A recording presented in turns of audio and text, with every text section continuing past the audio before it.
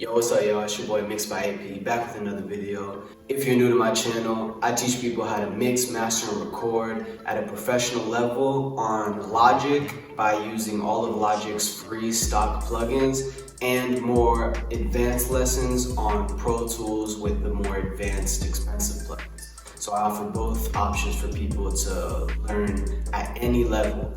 So if you're not subscribed to my channel right now, what else do you want from me? Go ahead and hit that subscribe button if you want to learn.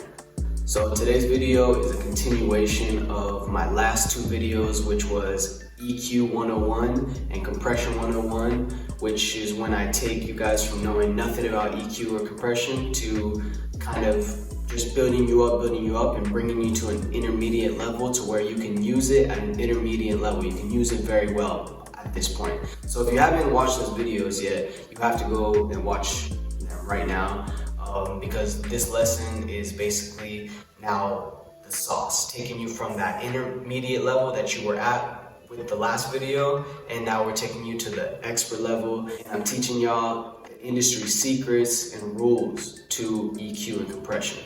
These are some of the tricks and the sauce that I've collected from some of the best engineers in the game. Young Thug's engineer, Cardi B's engineer, Rihanna's engineer, all kind of compiled. You know, I always say that you're supposed to learn from 10 different people and pick the things that you like from each 10. You know, you're not supposed to just watch one person and do everything they do. You're supposed to kind of watch 10 different people and, you know, pick the best things out of all of them. And you know, a lot of times the 10 people are very similar, but you're supposed to start building up your own personal sauce, you know? So EQ and compression are the bread and butter of mixing and mastering. That's why this video is kind of going over them as a duo. You want to think of these two plugins as going hand in hand. You know, they complement each other. They usually work as a team, okay? It's all about using these two plugins in unison. Now, usually when you're beginning a mix, there's an order that you should follow. So you start off with a voice recording. Take a look at it, you take a listen to it, and it doesn't sound clean. It sounds muddy, it sounds, you know, very raw. It needs some work. So the order that you start when you approach your mix is you're gonna wanna tame these vocals, and then you're gonna wanna excite. So what that means is that taming gets in your voice, in your track. You might have places that, you know, the lows are so higher than the highs, you know, the lows are very prominent. You know, all you hear is just the bass and voice and blah, blah, blah. And all you hear is like ugly sounds, and you don't really hear any of that crisp sound yet. So taming is when you control the voice. You control some of these frequencies, and taming can include two different factors. So when I tame, I always start off with a EQ strip, right? And in that EQ strip, you make a low cut frequency and you cut out the lows that are like, you know, 75 and below, or maybe even like, you know, 100 and below. You know, you want to like sweep and use your ears to figure out where you want to begin that low cut. But that right there cuts out all the background noise of the recording, and you know, it cuts out some of the fuzz and and it cuts out some of the muddiness in the voice, and it kind of helps it get a little more clear, you know? That's what that low cut, and this is a form of taming. You know, without that EQ, without that low cut, we would hear a lot of ugly parts of the voice that we don't want to hear. So that's part of taming. So then next, you want to start sweeping and you want to cut. You want to do some cuts. So this first EQ strip is all about taming. So if you are using your EQ and you're sweeping, you're looking for sounds that are ugly, okay? You're looking for sounds that don't sound good. You know, so then you sweep, you find a sound that sounds bad, and you cut it like, you know, negative 3 to 5 dBs. And you start to tame this vocal, you start to get rid of the sounds that sound bad in the vocal, and you can even raise some of the high areas or 3K to like, you know, 10K range, just to make that voice a little more clear. But you know, experiment with that. You know, it's basically about getting the vocal under control and doing what you want at this point. That's called taming. So that first EQ strip is a form of taming because you're getting rid of those bad sounds. So after that first EQ strip, you put a compressor on. Now, compressing is another form of taming where, like we talked about, you know, in the Compression 101 video, it stops the voice from going past a certain level, and it kind of, you know, if the voice does go past a certain level, then it, you know, compresses it and keeps it under control, like we're talking about. This is called, you know, this is a form of taming, and that's what you want when you're taming. You want to get that vocal under control. You want to fucking spank that vocal like it's a bad kid. You know, you're taming it. Pop! You know, get them fucking lows. Get them lows out of here. Get that ugly frequency out of here. Get that high peak out of here. You know, that's taming. Boom. So now once you have a tame child and your child is tame, aka your vocal, you want to excite. So now that it's kind of like, imagine a blank white piece of paper. You know, actually imagine a piece of paper where somebody scribbled, right? So by taming, you kind of erase and you get everything kind of at a neutral level. So now you have this blank piece of paper, this blank canvas that you can do whatever you want with it now. So now you excite. So exciting vocals means that now with this blank canvas, you can start to throw some colors on there, you know, throw some yellow, some bright yellow, some oranges, some reds, you know, start to spice it up and excite it, you know. So right now our progression goes EQ strip, where we cut, compression, and those two work together as a form of taming. So now we're in the excite area. So after that compressor, I usually add some sort of EQ after that again. So in that EQ, it's all about raising vocals and boosting. And that's where we excite. So now we sweep and we find all the parts of the voice that do sound good, you know, that they sound like, you know, that when you boost them, that creates the sauce, that creates the attitude in the voice, that creates the mix that breaks through, you know, the beat, and it sounds good, it sounds clear, it sounds professional, it sounds sauced up, it sounds like something that when it hits your ears, it's beautiful. Like you just hear it and you're just like, oh, that sounds fire. So with that second EQ strip, we're boosting parts of frequencies in the vocal that sound good. Now that is exciting the voice. You tame and then you excite.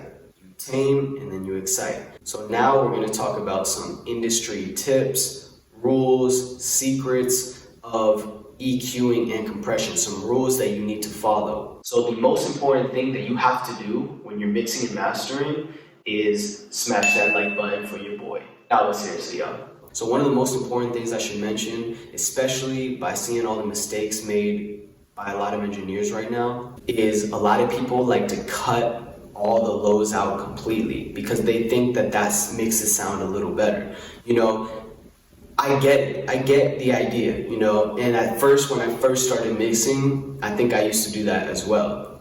But the secret to EQing is minimalism. So you want your voice, when you EQ, you want it to sound as alive and as natural as possible. You know, when you listen to one of these big guys, Drake, the Baby, you know, it sounds like their voice is actually right there, alive and punching through the mix, you know? The problem is when you cut out the lows completely is you lose a lot of life. You lose a lot of attitude in the voice. So usually I wouldn't put that low cut frequency, you know, any higher than maybe 150. You know, that's the highest I would probably, personally in my opinion, that I would put that low cut frequency. A lot of people put it at like 300 and the voice just sounds like an icicle. You know, it just sounds cold. It sounds like, you know, it has no fucking warmth in that voice, you know, and you don't want that. And that's a mistake that a lot of engineers make, but any engineer in the industry will tell you never do that, you know, but that's some stuff that, you know, when I was watching Logic tutorials and stuff, I didn't see anyone else mention. I think it's more of like one of those sauce secrets that, you know, they're not going to just tell you blatantly, or maybe they just assume that you would put two and two together and not do that, but I know a lot of engineers that do that. So I just wanted to be clear about that and just vocalize that. Don't cut too much of those lows, you know? It takes away some of the warmth out of the voice. Another rule when EQing, like I mentioned before, is just don't overdo it. You want that voice to be alive, and you want that voice to sound as natural as possible while still being sauced and being engineered and mixed, that's basically the trick. So a rule to follow to ensure that it's not gonna lose the life when you're boosting or you're cutting, don't go past -5. That's basically the only rule that I usually always follow. I never really go over -5 or 5. If you do anything more than that, it's a very apparent change in the vocal, and a lot of times it can sound over-processed and not natural, not alive. It doesn't sound like that person's actually right there in person, and that's not what you want. You want it to sound like I said before, like Drake. When you hear Drake, it sounds like he's right here spitting. Or when you hear the baby, his voice is clear. It sounds like he's right there spitting. And even like rappers with a lot of reverb and stuff. Yeah, they have a lot of reverb, but their voice is clear. Their voice doesn't sound overly cold and processed. It doesn't sound like that. It sounds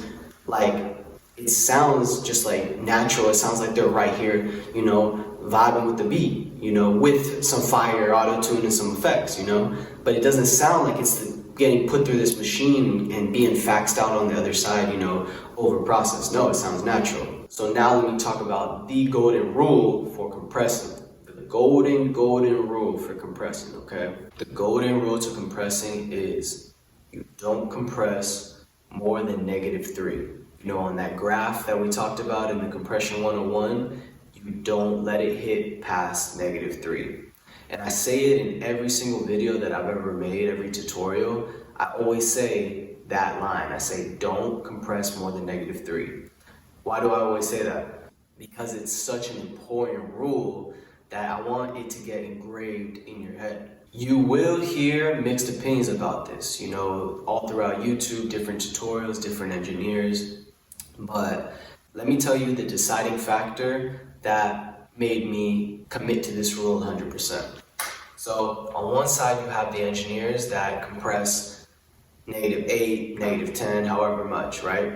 And on another side, you have the engineers that stick to this strict rule of don't compress more than -3. So eventually I was able to realize that all of the top best engineers that I've ever had the honor of working with or watching engineer mix, stuff like that, they were all unanimously on this side of the not compressing more than -3.